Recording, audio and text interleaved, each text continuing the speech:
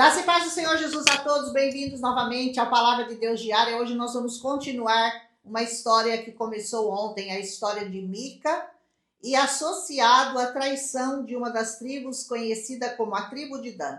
Se você está me seguindo faz tempo, eu agradeço, peço que você deixe o seu like, faça um comentário, compartilhe com mais pessoas. E se você não me segue e vai começar a me seguir, obrigado. Se você está gostando dos meus ensinos, dos meus estudos, começa lá em Gênesis capítulo 1, porque tem muita história para a gente chegar até aqui.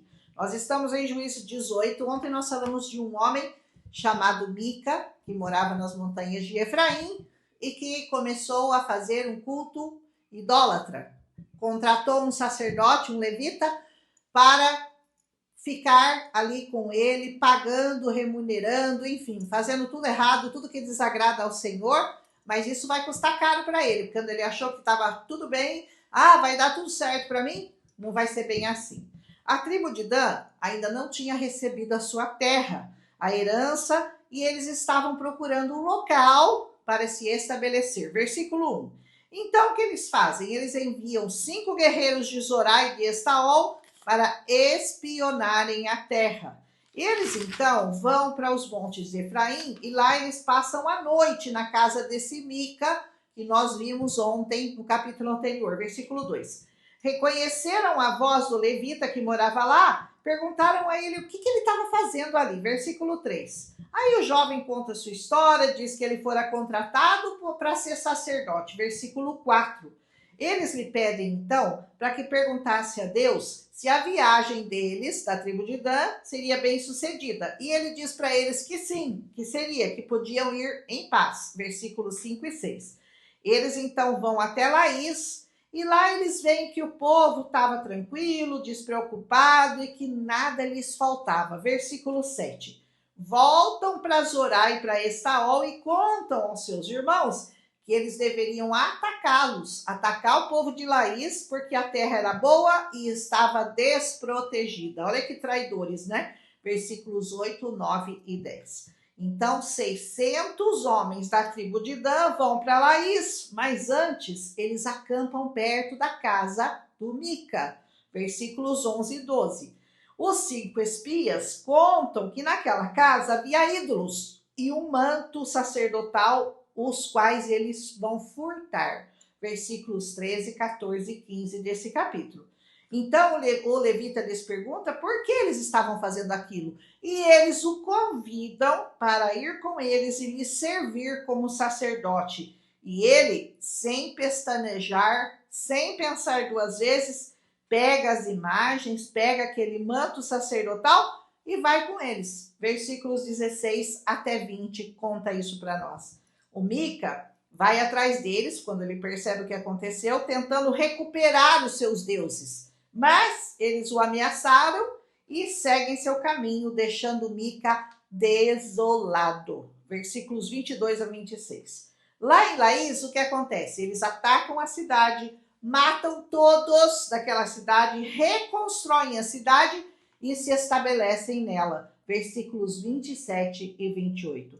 Mudaram o nome da cidade para Dan, em homenagem ao seu antepassado Dan, filho de Israel. Versículo 19.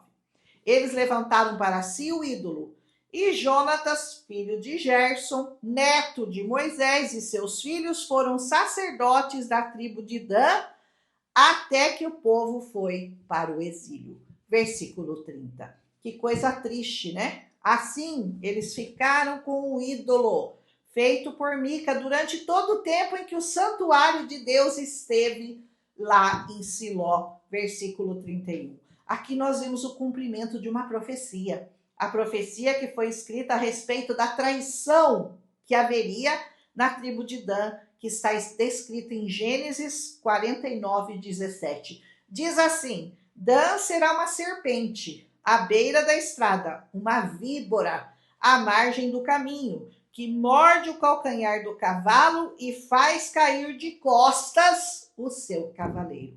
Essa era a profecia contra Dan. Os danitas foram em Israel traiçoeiros, como nós vemos neste capítulo, sempre considerados traiçoeiros. Esses capítulos 17 de Mica e o 18, da traição da tribo de Dan, mostram a religiosidade movida pela ganância de pessoas que pregam o evangelho, mas pensando no que as ovelhas podem lhe oferecer.